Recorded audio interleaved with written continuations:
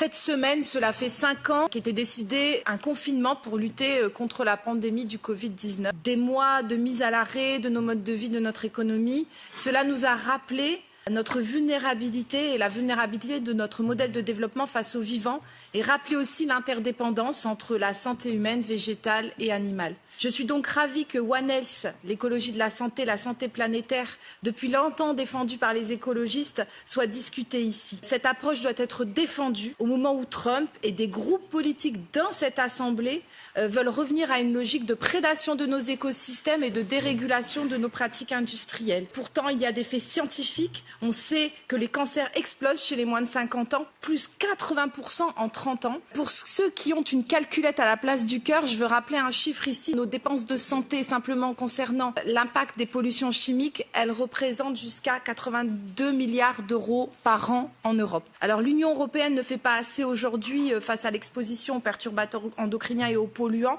Et si nous continuons, c'est tout notre système de santé qui ne tiendra pas le coup. L'INSERM a révélé, et je terminerai là-dessus, que 90% des bébés naissent avec des traces de pesticides dans leur corps. Et il existe des solutions. La ville de Strasbourg a mis en place une ordonnance verte. Cela consiste à mettre à disposition des femmes enceintes des paniers bio. Et je vais moi-même demander un projet pilote de la Commission européenne pour que cette initiative puisse être élargie en Europe. Et ma question est, pourriez-vous la soutenir? Merci.